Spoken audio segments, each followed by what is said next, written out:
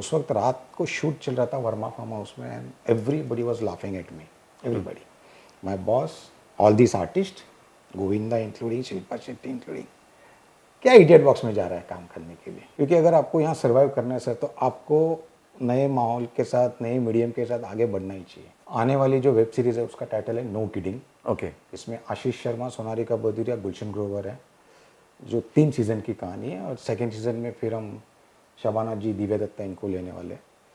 और उसके बाद जनवरी में मेरी एक बड़ी फिल्म फ्लोर पे जा रही है जिसका टाइटल है बैजू बना बावरा। ओके। स्टार का सारी साइन है, बट अभी मैं रिवील नहीं करूँगा क्योंकि मुझे अनाउंस करना है। हमारे यहाँ के क्रिटिक्स, हाँ। जो हमारे स्टार्स को या हमारे मेकर्स लोगों को या हमारे फिल्मों को की सराहना करते थे, अननेसेसरी बिना वजह मजाक उड़ाते, जो मुझे पढ़ के बहुत दुख होता है। मैं ये नहीं कहता हूँ कि साउथ की फिल्में खराब होती है, मैं ये नहीं कहता हूँ कि हम लोग खराब फिल्में बनाएं, दौर है, नहीं चलती है फिल्में, उसको कोई कुछ नहीं कर सकता। जो प्रोड्यूसर आता है उसको सुपरहिट फिल्में ही बनानी होती है। हाँ, सही बात। उसको पर्टिकुलर स्टार ही चाहिए होता है। जब वो स्टार का बजट आ जाता है, फिल्म का बजट आता है, तो भाग जाता है। फिर नहीं आता। मेरी बीवी तो एवरी डे मुझे क्रिटिसाइज करती है। हाँ। क्या है बाहर बोलती होगी, अच्छा हाँ। या बोलती भी है, जो लोगों ने मुझे बोला। हेलो फ्रेंड्स, वेलकम टू फिल्मी फंडे, joinfilms.com। मैं हूं आपका अपना वीरेंद्र राठौर और आप देख रहे हैं बॉलीवुड का Google, join films YouTube channel. कोई भी फिल्म बने, कोई भी सीरियल बने, शॉर्ट फिल्म बने, कुछ भी बने, वो आपको जो एंटरटेनमेंट देती है, जो कलाकार दिखाती है, जो रंग रूप दिखाती है, जो म्यूजिक सुनाती है, उसके पीछे सिर्फ एक व्यक्ति का दिमाग, एक व्यक्ति की सोच होती है। वो होता है उसका डायरेक्टर। वो होता है जो राइटर के कन्विक्शन को, राइटिंग को सामने लेकर आता है स्क्रीन पर और आपको एंटरटेन करता है। मेरे साथ एक बहुत ही गुणी कलाकार, एक बहुत ही अच्छे क्रिएटिव टेक्नीशियन साथ में हैं, जयंत गिलाटर जी, जो कि राइटर हैं, प्रोड्यूसर हैं और डायरेक्टर हैं। Welcome to join film sir. Thank you so much. Jayant ji, ये एक राइटर होना, एक डायरेक्टर होना, एक प्रोड्यूसर होना, तीनों ये टॉप लेवल के प्रोफाइल होते हैं और अमूमन ये समझा जाता है कि इन तीनों में क्लैशेस बहुत होते हैं, क्रिएटिव क्लैशेस बहुत होते हैं। तो इस वजह से आपने इनको एक बना दिया कि मैं ही करता हूँ सब कुछ, या ये था कि यार नहीं यार, मैं दोनों को समझ सकता हूँ डिपार्टमेंट को, इसलिए बेटर कर सकता हूँ? नहीं, मैं आपको एक बात बताऊं कि film industry journey start step by step. पहले apprentice, then assistant director, then director. जब डायरेक्टर बनने के बाद 2 फिल्मों के बाद समझ में आ गया कि जो मैं सोचता हूँ, जो मैं चाहता हूँ दिखाना, और जो वो कभी कभी फुलफिल नहीं होता है। I am not blaming any producer, but होता है कि बजट नहीं है यार, ये अभी नहीं कर सकते यार, कर लेना यार। सो देन आई थॉट कि व्हाई नॉट प्रोड्यूस, तो मैं प्रोड्यूसर बन गया। And God is so kind कि धीरे धीरे एक के बाद एक फिल्म में करता रहा। एंड राइटर की बात मैं करूँ तो जब मैं असिस्टेंट था तब मैंने एक कहानी लिखी थी। बुरी हो सकती है, क्या हो सकती है, मुझे नहीं पता, बट मेरे जो गुरु थे के रविशंकर जी, मैंने उनको कहानी सुनाई कि सर मैंने एक कहानी बनाई है, उसका टाइटल मैंने रखा था तू मेरा हीरो। तो मेरे बॉस ने मेरे बात देख के बोले कोई टाइटल है? वो घरेलू फिल्में बनाते थे उस वक्त। राइट, के रविशंकर बहुत बड़ा नाम, बहुत बड़ा नाम था सर, साउथ के डायरेक्टर। तो मुझे बहुत बुरा लगा, मैंने यार हाँ, तो ये जो बना रहे और मैं कुछ और ही सोचा। बट देन वो कहानी मैंने उनको सुने, वो बोले हाँ ठीक है। फिर जब उन्होंने ठीक है बोला तो मुझे लगा कि नहीं, मुझे इस कदम पे आगे बढ़ना चाहिए। And then I started writing.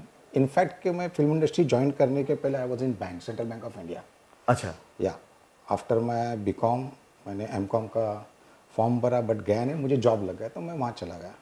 And उस वक्त मेरी पारसी मैडम एक ऑफिसर थी है ना, मेरा टेबल था, मैं उस पर कहानियाँ लिखता था। तो मुझे बोलती थी दिख रहा शू लखे जे, मैं बोलता था कुछ नहीं, उनको क्या बताना कि मैं कहानी लिख रहा हूँ, वो हंसेगी मेरे पे। राइट। बैंक में जॉब कर रहा है, हाँ। मेरा असिस्टेंट और कहानियाँ लिख रहा है। तो था तब से कि कहानी लिखना। तो उस हिसाब से फिर जैसे असिस्टेंट बना, फिल्में देखनी ज़्यादा शुरू कर ली, तो देन स्क्रीन प्ले का नॉलेज आया। तो I only right concept, story and screen play, but dialogues वगैरह नहीं, अभी तक डायलॉग राइटर से ही लिखते हैं, मैं नहीं लिख पाता हूँ। ओके। तो जयंत जी के साथ एक खास बात ये जुड़ी हुई कि इन्होंने जो 3 भाषाएं जानते हैं, तीनों भाषाओं में काम किया हुआ है। तो ये सामंजस्य कैसे बना? ये सामंजस्य इसलिए बना कि by born, by birth I am Gujarati, तो मेरी मातृभाषा है, वो मुझे आती है।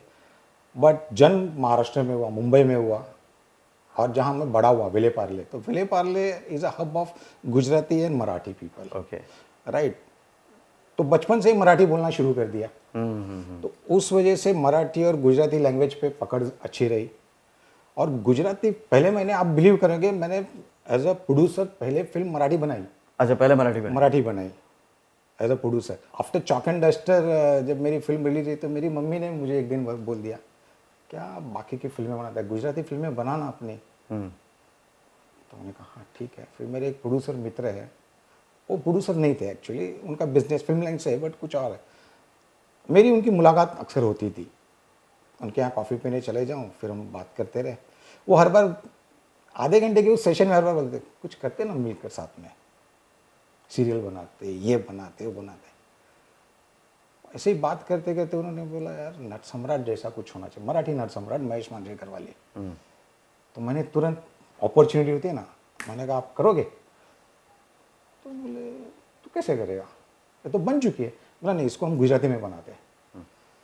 तो बोले तू गुजराती करेगा? बोला हाँ करूँगा मैं। तो बोले ठीक है, और वहाँ से गुजराती फिल्मों का सिलसिला शुरू हुआ। ओके। अभी तक आपके जो प्रोजेक्ट आ गए हैं, मैं तो जानता हूँ बहुत ही हिटेड प्रोजेक्ट किए हुए हैं सर ने, लेकिन आप एक बार ऑडियंस को बताएंगे कौन कौन सी फिल्म और सीरियल्स? अगर मैं आपको कहूँ तो मेरी सबसे पहले डायरेक्टोरियल सीरियल थी अकबर बीरबल, जो जी टीवी पे आई थी। देन एक महलो सपनों का, थोड़ी खुशी थोड़े गम, कौन अपना कौन पराया, चाचा चौधरी। तो बहुत सारी सीरियल्स मैंने की। उसके बाद मैंने फिल्मों में प्रोड्यूस की तो सदरक्षण है, Ranbhoomi, the Whiteland film, chalk and duster, Nat Samrat, Gujarat 11, last में रिलीज हुई हल्की फुल्की।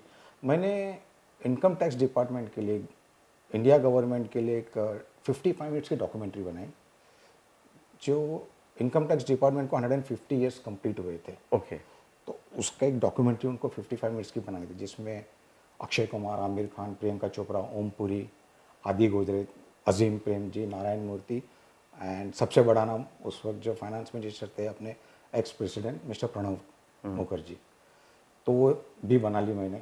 शॉर्ट फिल्म एक बनाई जिसको काफ़ी अवार्ड्स मिले। तो इस तरह से सिलसिला चलता रहा।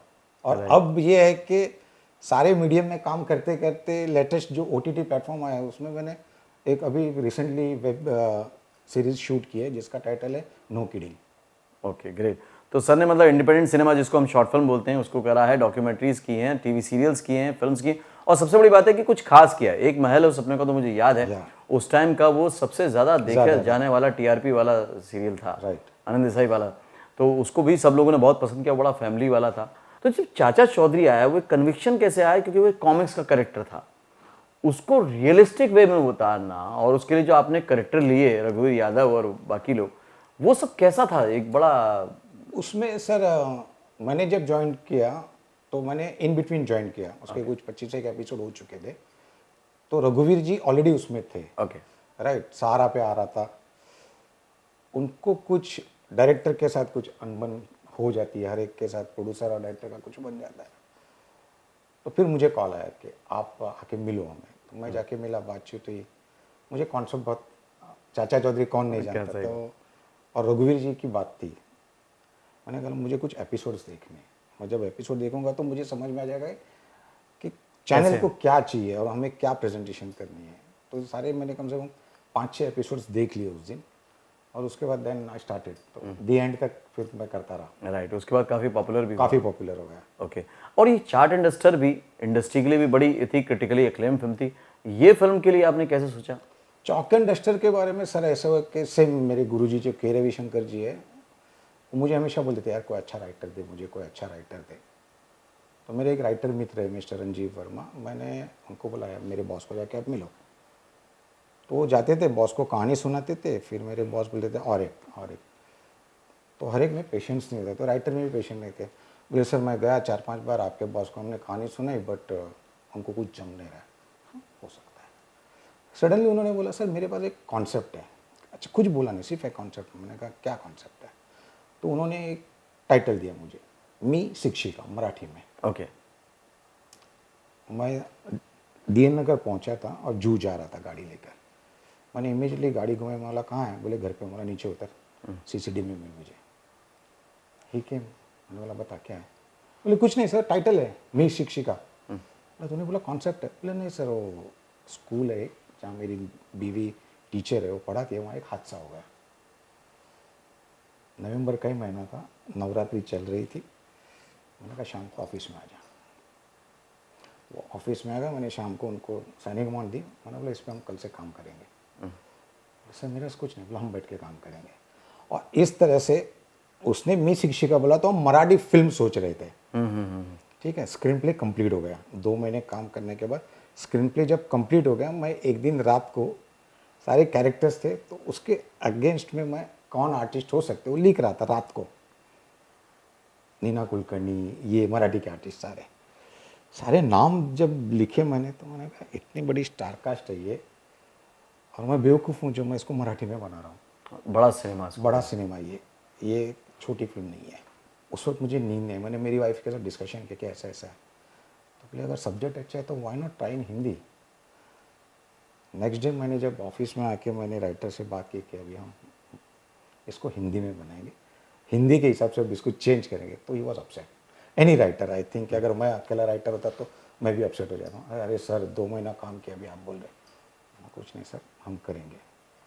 और उस हिसाब से जब हम काम करने लगे और 2.5-3 महीने गए, जब पूरा स्क्रीन प्ले और डायलॉग सारी रेडी हो गए, सारे चीज़ स्क्रिप्ट पूरी रेडी हो गई, then we started for casting. And for casting also I tell you, my writer is to call me every alternate day. Sir मैंने ना कल मौसमी चटर्जी की एक फिल्म देखी सर, क्या इमोशन करती है। और मैं एक ही चीज़ बोलता था कि नहीं शबाना जी। फिर सर मैंने सीमा विश्वास जी का उस सीन देखा, क्या इमोशन करती है। नहीं शबाना जी। फिक्स हो चुका था वो फिक्स मेरे माइंड में था। उसका रीज़न ये था सर, मैं शबाना जी को पहले मिल चुका था, मैंने उनको एक कहानी सुनाई थी। She liked it very much. और इसलिए कि मेरी एक फिल्म के गाने जावेद अख्तर साहब ने लिखे थे, द वाइट लैंड के। तो शबाना जो जावेद साहब की बात हुई होगी, तो जावेद साहब ने मेरे बारे में कुछ अच्छा बोला होगा शबाना जी को। तो शबाना जी ने बोला कि जयंत ये स्टोरी आपकी बहुत अच्छी है, बट आपका जो एक सीन है जो फिल्म का इंपॉर्टेंट हिस्सा है वो निकाल नहीं सकते आप। I can't do this. और उस वक्त she was a Rajya Sabha member. Okay okay, हाँ, बोले तो वो एक सोशल सोशल रिस्पॉन्सिबिलिटी है, तो बोले मैं ये नहीं करूँगी, but whenever you come to me with a good script I will do with you. वो कॉन्फिडेंस वो कॉन्फिडेंस है, थैंक यू। तो मुझे था कि ये जो मेरा विद्या का कैरेक्टर है ये शबाना जी ही परफेक्ट करेगी। एंड उसके बाद तो इट्स हिस्ट्री। क्योंकि मुझे मालूम है कि जब वो फिल्म आ रही थी तब किसी को उम्मीद नहीं थी इतनी ज्यादा। राइट। लेकिन वो ग्रेजुअली जो धीरे धीरे फिल्म आज भी, मतलब जयंत गिलाटर की पहचान अगर होती है, लोग बोलते हैं हाँ चॉक एंड डस्टर। राइट। मैं अभी भी कोई आर्टिस्ट को जब पिच करता हूँ, बात करता हूँ, तो मैंने चॉक एंड डस्टर किया तो दे लुक एट मी। हाँ थोड़ा इम्पोर्टेंस मिल जाता है। ओके, तो अब आप क्रिएटिवली बहुत आगे जा रहे हैं, प्रोड्यूस भी कर रहे हैं, खुद कर रहे हैं। जो ये बदलते दौर में चीज़ें बदल रही हैं, तो लोगों का देखने का नज़रिया बदल रहा है, लोगों का जो टाइम कैपेसिटी है वो कम होता है, उसको कैसे मैच कर रहे हैं, कैसे खुद को अपग्रेड करते हैं आप? सर अपग्रेड करने का पता नहीं, मेरे अंदर एक आप बोल सकते हैं कि लर्निंग का जो एटीट्यूड है वो हमेशा रहा है। मैं जब असिस्टेंट था, you will not believe sir, जब मैं असिस्टेंट था हम लोग एक फिल्म कर रहे थे आग, गोविंदा, शिल्पा शेट्टी, सोनाली बेंद्रे, शक्ति कपूर, गुलशन ग्रोवर मेरे बॉस। और मुझे अकबर बीरबल सीरियल का पायलट शूट करने मिला as a director for a TV.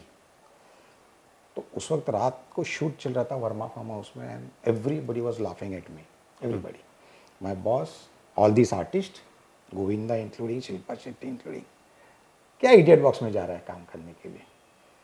फिर रात को 2 बजे मेरे बॉस ने बोला तू कल से नहीं आएगा। बोला नहीं सर, तो मैं आउटडोर जा रहा हूँ पायलट शूट करने। बोले तू पागल हो गया जैन, हम लोग बड़ा सिनेमा बनाते हैं, लार्जर देन लाइफ, और ये टीवी इतने से में तू क्या। मैंने बोला सर लेकिन मैं वहाँ पे एक्शन बोलूँगा, मैं जो बोलूँगा वो आर्टिस्ट करेगा सर, और हर एक को मतलब प्रैक्टिस तो होनी चाहिए ना, नया कुछ मीडियम आ रहा है। तो उनको मेरी बात अच्छी लगी कि नया कोई मीडियम आ रहा है। जी टीवी इधर शुरू हुआ था सर, शुरुआत। तो बोले ओके ऑल द बेस्ट। मैंने कहा सर पायलट शूट कर रहा हूँ, 50 लोगों की यूनिट को मैं लेके जा रहा हूँ सर, मैं हैंडल करूँगा सर, मैं यहाँ पे असिस्टेंट हूँ, चौथा असिस्टेंट हूँ सर।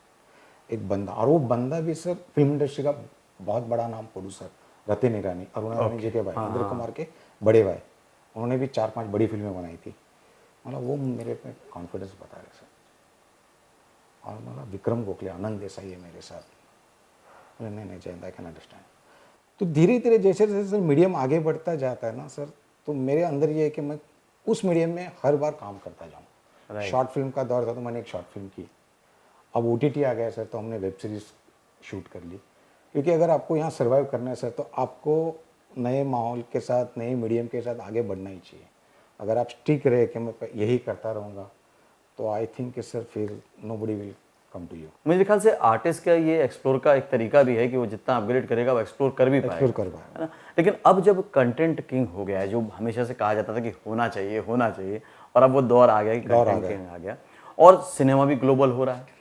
अब साउथ की फिल्में भी यहाँ डायरेक्ट रिलीज हो रही, जो पहले रीमेक होती थी। ऐसे में कई बार सोशल मीडिया पे बॉलीवुड का मजाक भी उठ रहा है। बहुत बुरा लगता है to be very frank. I appreciate south की फिल्में यहाँ चल रही है, कुछ भी है, बट हमारे यहाँ के क्रिटिक्स जो हमारे स्टार्स को या हमारे मेकर्स लोगों को या हमारे फिल्मों को की सराहना करते थे, अननेसेसरी बिना वजह मजाक उड़ाते, जो मुझे पढ़ के बहुत दुख होता है।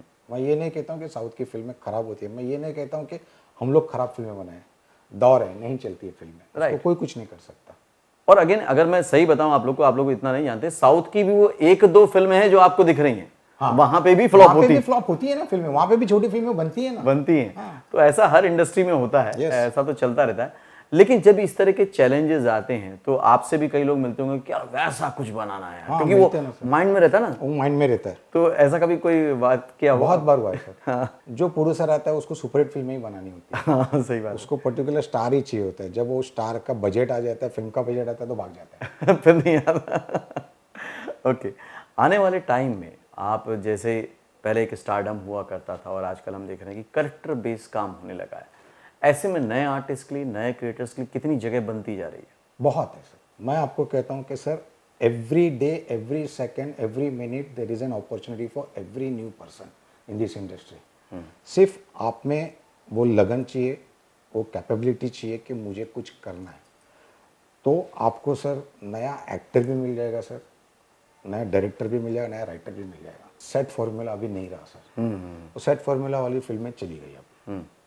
आप कुछ नया लेकर आओ सर, आपको डेफिनेटली अप्रिशिएशन मिलेगा, डेफिनेटली लोग अप्रिशिएट करेंगे, उसको कैच कर लेंगे। राइट। तो अभी आपके पास है आने वाले प्रोजेक्ट कौन कौन से देखने को मिलने वाले हैं? आने वाली जो वेब सीरीज़ है उसका टाइटल है नो किडिंग। ओके। इसमें आशीष शर्मा, सोनारिका बदुरिया, गुलशन ग्रोवर है, जो 3 सीज़न की कहानी है। और सेकेंड सीज़न में फिर हम शबाना जी, दिव्या दत्ता इनको लेने वाले। और उसके बाद जनवरी में मेरी एक बड़ी फिल्म फ्लोर पे जा रही है जिसका टाइटल है बैजू बना बावरा। ओके। स्टार का सारी साइन है, बट अभी मैं रिवील नहीं करूँगा क्योंकि मुझे अनाउंस करना है। ठीक है। अब बीइंग ए डायरेक्टर, आप एक होते हैं सेट पे बॉस, एकदम सारी चीज़ों को संभालना, कमांड देना, लेकिन जब घर में आते हैं और जब स्टोरी पर डिस्कशन होता है तो घर वाले ही सबसे ज़्यादा बड़े क्रिटिक्स होते हैं। मेरे घर वाले बहुत बड़े क्रिटिक्स हैं। हाँ, तो वो कैसे बैलेंस करते हो आप? सर बैलेंस नहीं करता सर, वहाँ हार जाता हूँ। उनको नहीं बोलते तुम्हें नहीं मालूम कितने लोगों को संभालता हूँ मैं? उनको सब पता है कि बाहर ये कैप्टन है, बाहर इनको सर बोलते हैं। हाँ। बट घर में तो बकवास बनाता है, तुझे काम नहीं आता। कुछ वैसा बनाओ, कुछ अच्छा बनाओ। शायद यही पुश करता है। यही पुश करता है सर, है ना, यही पुश करता है कि आप बेटर करते रहो, बेटर करते रहो। हाँ। क्योंकि आई टेल यू सर, मेरी बीवी तो एवरी डे मुझे क्रिटिसाइज करती है। हाँ। क्या बाहर बोलती होगी अच्छा। हाँ। या बोलती भी है, जो लोगों ने मुझे बोला, क्योंकि शी नोज कि फ्रॉम जीरो कुछ भी है, भगवान ने मुझे आज इस पोजीशन पे पहुंचाया है सर। इस पोजीशन पे आने के लिए आउट ऑफ बॉम्बे लोग यहाँ आते हैं सर। राइट। और कुछ हासिल करते हैं। एंड आई एम नोबडी, मैं इंडस्ट्री से नहीं हूँ, मेरे पेरेंट्स या मेरे फैमिली से कोई नहीं था सर। तो एकदम ही कहते हैं कि नव सीखिया, अप्रेंटिस, आज इतनी फिल्में डायरेक्ट कर ली, प्रोड्यूस कर ली, लिख ली और आगे काम कर रहा हूँ सर। तो ऊपर वाले से इससे ज़्यादा नहीं मांग सकता। ठीक है Jain ji, thank you very much. Thank you so much. तो ये है जैन गिलाटर, बहुत अच्छी अच्छी बातें बताई। आपके कंक्लूड कर देता हूँ, आप इनकी एक्टिंग की एक मास्टर क्लास भी ज्वाइन कर सकते हैं जॉइन फिल्म्स ऐप पर। अगर अभी तक डाउनलोड नहीं किया है तो उसको डाउनलोड कीजिए। आज के वीडियो में सबसे अच्छी बात यह आई कि जो भी मीडियम आपके सामने आता है, अगर आप उसमें बगैर डरे काम करते हैं तो आप अपने आप को और डिस्कवर करते हैं और एक्सप्लोर करते हैं और चीज़ों को समझते हैं और बेहतर तरीके से कर पाते हैं। कोई कैरेक्टर को लेकर अगर आपका कन्विक्शन है, जैसा कि उनका शबाना जी को लेकर कन्विक्शन था, तो उस पर फर्मली बिलीव होता है तो आदमी बना रहता है। और फिर वो जब सारी चीज़ें मिलती हैं, जैसे स्टोरी को लेकर कन्विक्शन था, आर्टिस्ट को लेकर कन्विक्शन था, फिर भले ही लोग कन्विंस नहीं थे कि चॉक एंड डस्टर इतना अच्छा काम करेगी, लेकिन आज भी बहुत अच्छी फिल्म उसको माना जाता है, बहुत बार उसका रेफरेंस दिया जाता है। आपने इस वीडियो से क्या सीखा, क्या समझा? जयंत जी की कौन सी फिल्म, कौन सा कैरेक्टर आपको अच्छा लगा, मुझे कमेंट करके जरूर बताइएगा। अगले वीडियो में फिर से मिलूंगा, तब तक के लिए देखते रहिए, सीखते रहिए, जमे रहिए। All the very best.